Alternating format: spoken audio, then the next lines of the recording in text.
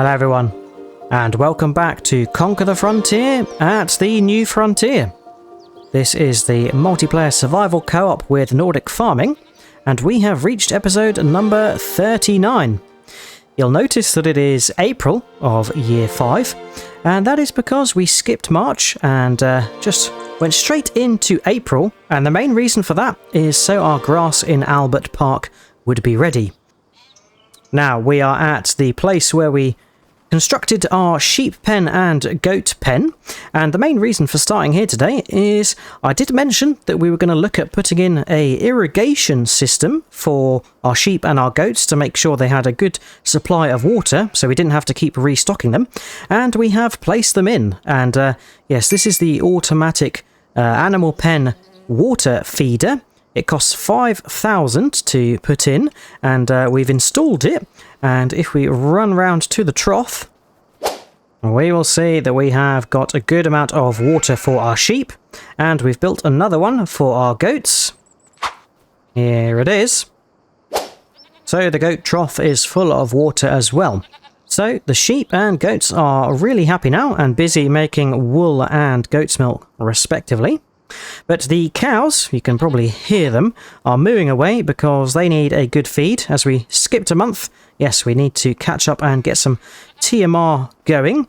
So we're going to hop in the MOG and drive back to the farm, get a load of silage first of all, and then we will top that up with some hay and then some straw as a little bit of adage to make sure we've got a good, nice mix of TMR. I think the cows will probably take a couple of loads, so Nordic and I will probably do one each. Better get the beacons on as we are traversing the farm. Now, Albert Park, which is behind the hay dryer, I think we can probably see it through the trees there. That grass is now fully grown and ready to mow and harvest, so we're going to mow that later on today. We have got time against us a little bit because I can see rain on the forecast and we want to mow it before it gets wet, and we are going to windrow that and forage wagon it and put it in the hay dryer, as the hay dryer's only got 75,000 litres of grass in, which might sound like a lot, but when we've got cows, sheep and goats, we need to keep that well stocked. And we've already got a bunker full of silage. Well, not full, but I think that's got about 77,000 litres of silage in. So the plan is we will put that first cut of the year towards hay, and then the second cut can go in the second bunk, which we emptied last time. Right, I'm just going to park up here the mixing wagon ready for the TMR, or sorry, the silage to be loaded. Shut off the engine, and whilst we're here, I'm just going to talk about another thing that we have added in, and it is a shed for our eggs. Now, I know it is just a shed, but what this enables is for the automatic shipping of our eggs to go to market. So as we can see here in the production menu, we've got our egg shipping, and we've already got 5,000 litres of eggs, which is awesome. So what I'm going to do is I'm going to change the output mode to selling and activate it, and on the hour that will sell our eggs automatically. So yeah, that is pretty good. It says it's out of space because I think we've got some eggs in the chicken coop, and yeah, once we've sold a batch, that will then top up this egg shipping shed. Yep, here we go. We've got a pallet and a little bit because our chickens are very busy making eggs. I think there have been a considerable increase in numbers. Our rooster has been very busy, which is good news. So egg production is on the rise. Awesome. Right, we can close up the chicken coop. And I think what we'll do is we'll hop in the Fent and do some of the loading for the first load of TMR, and then we'll trade places with Nordic. Right, oh, I need to raise up my bucket because I am dragging it. There we go. Right, so yeah, a couple of loads of TMR to keep our cows nicely fed, and then we'll be on to our mowing.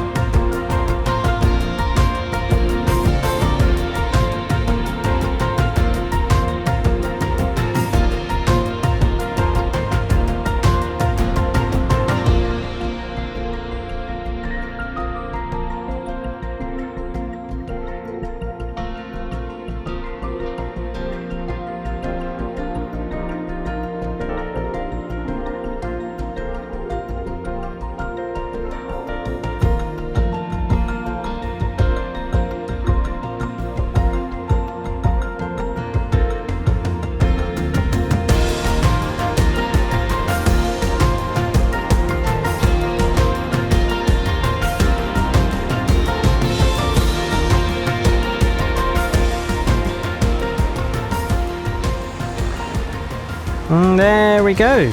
Cows are nicely fed with 2 batches of TMR, 1 each for Nordic and I. So we can pull through the one way. Nordic and I accidentally left the gate open at the cow pen, but it doesn't look like any have escaped, which is good news. Whilst we are here, Nordic is going to grab the steer tractor, as we're going to need that for mowing. And I'll drop off the mixing wagon, because we'll take the mog back to the main farm, and we're probably going to use the mog for doing the forage wagoning later on. Yep, here is where the mixing wagon goes, so we'll just reverse that up a little bit to the back of the milk trailer and drop it off. Excellent job.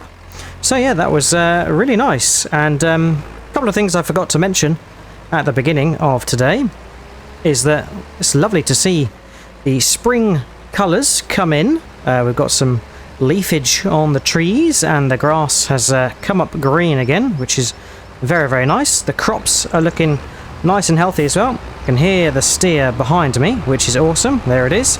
So we'll head on back to the farm.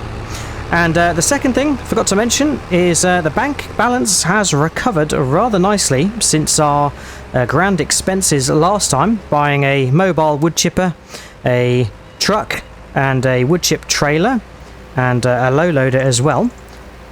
Plus the goat and sheep pens, which was rather expensive. But yeah, thanks to our BGA profits and our sawmill profits, we are doing quite nicely indeed. Right, so for mowing, as mentioned, the mog is going to run the forage wagon. The steer and the fent are going to run the mowers. And then we'll probably have something else run the windrower. Where is the forage wagon? There it is. Couldn't see it for a second, but it was right in front of me, hiding in plain sight. So let's back up to it and just get that attached in readiness for later on. There we go. Don't want to shunt it too hard, because I don't think it's got any brakes, that forage wagon, so it'd probably shunt backwards and hit into our drills that are there. But I think those are our old drills. Yeah, we could probably look to sell that, do some sort of hand back of all of our older equipment rather than leaving it here rotting. Right, Nordic has got that steer. We will run over to the fent, grab that, so we can get a 2-mower system going for mowing up Albert Park. It's quite a sizable field since we did extend it. And yeah, I'm looking forward to getting some good quantity of grass into the hay dryer, so we've got hay for a good amount of time in the future. There we go. Right, we will jump in the fent. Let's get the beacon on. We can detach the front loader. Actually, I'll keep the front loader, just detach the front bucket, as I don't think we're going to be needing the front bucket. And yeah, I think the fent actually looks rather naked without a front loader. So yeah, let's raise that up a little bit and head on over here.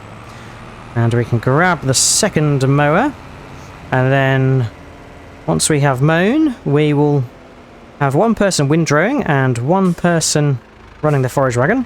Gone too far. That's all good. Now, one thing we could do in the future is we could bale up grass, because we've got our crone baler there, but as we've got a hay dryer, it makes not much sense to do grass bales.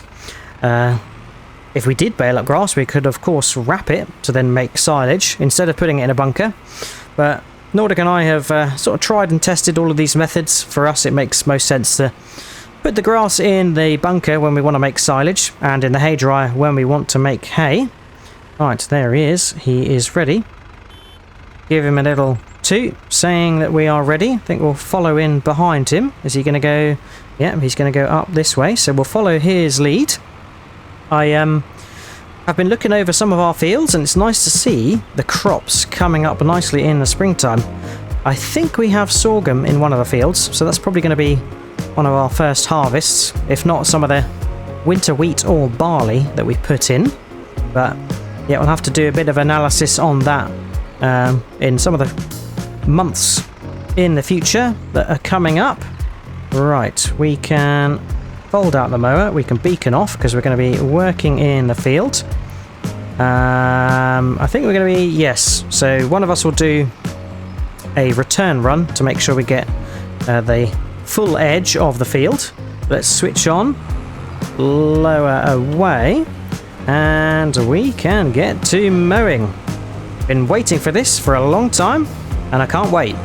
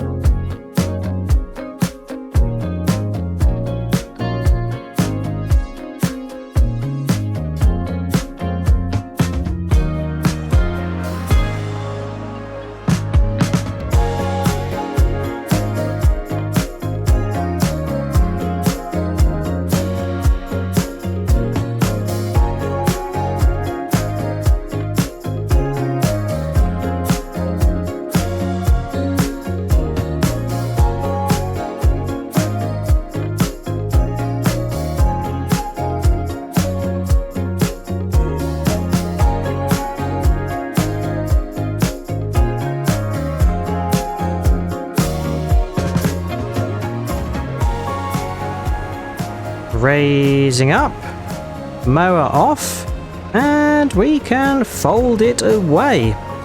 I am so pleased that we are back to some field work at last. It has felt like a rather long winter, especially as Nordic and I were away at Kinlake for a while.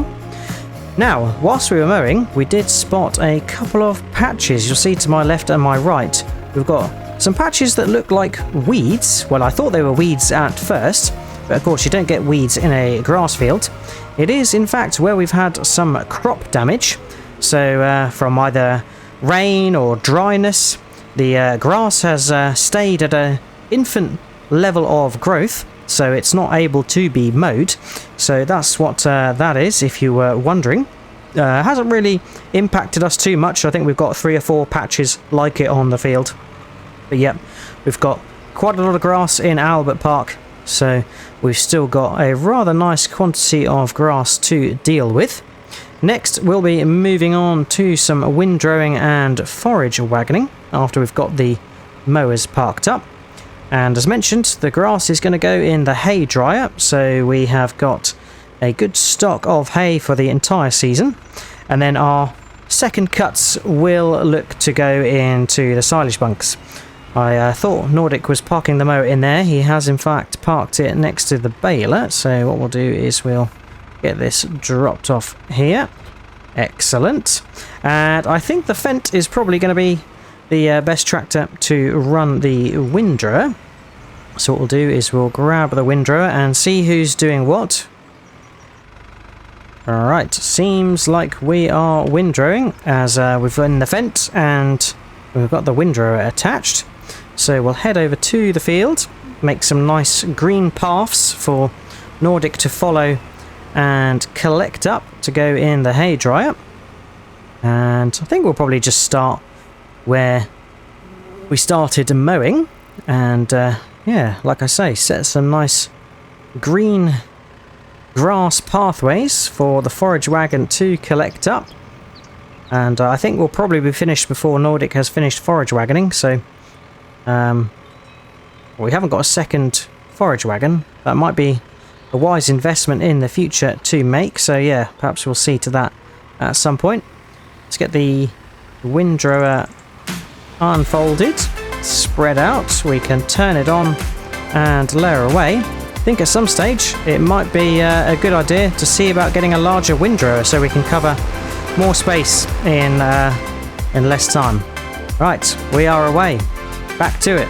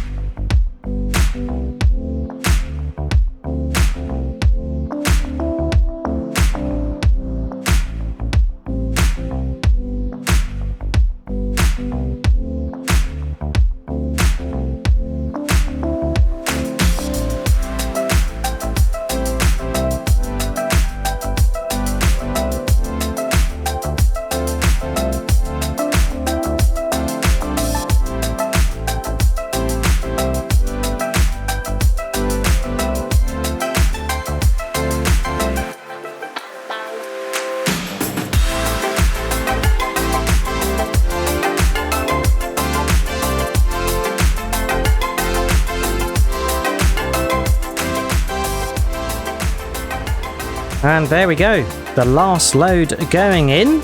We completed the windrowing, so we jumped in with Nordic to finish off the forage wagoning, and I think we have got quite a stock of grass in the grass dryer. How much we got? Ooh, 224,933, so that is pretty good.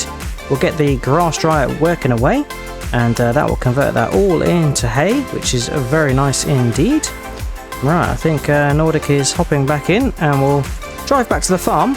The next job is going to be fertilising that grass field, Ahlbom Park, ready for the next mow, which will be in a couple of months' time. I'm hoping that we can get a good 3 cuts out of that field this season, and that will mean we get a good amount of silage, because I think the next 2 cuts would probably go straight to silage, which would be very nice indeed, and that would mean some good BGA profits, and that is always a good thing. Right, I'm not sure what we're going to use in terms of tractor for pulling our spreader. We're going to use solid fertilizer for fertilizing, and that just seems to spread a little bit wider and is quite a bit quicker than using the sprayer. Alright, let's get parked up and swapped over. Forage wagon dropped off. I think we're going to refuel the Mog because it is just under half on fuel. Always nice to keep it topped off, as don't want to be stuck in a field without fuel, that's for sure. And Nordic can grab the spreader, and I think this will probably be the first time that we use our field shed, which has got the lime, fertilizer, liquid and solid, and herbicide and so forth in it. Oh, look at that. We could not have timed that better if we tried. We managed to mow, windrow and forage wagon all before the rain has started. Right, solid fertilizer is in there. And yeah, I think Nordic might just top that up. Yeah, I don't know if we've got...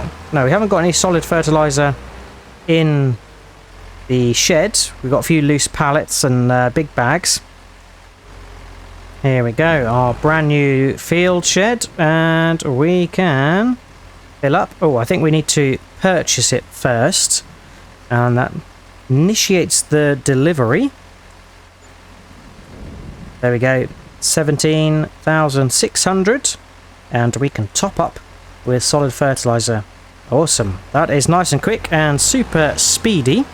Nordic and I do look out for any of these convenience orientated modifications to the farm that make life nice and easy. Now the rain's not too hard, so I think we can get the solid fertiliser down reasonably well. Unfortunately, I don't think we can actually get the cover on this spreader, which is a shame, as it means that it's getting a little bit wet in there, but it's not going to hold us back. So what we'll do is we'll get this field all nicely spread, and then I think that's probably the last job for today.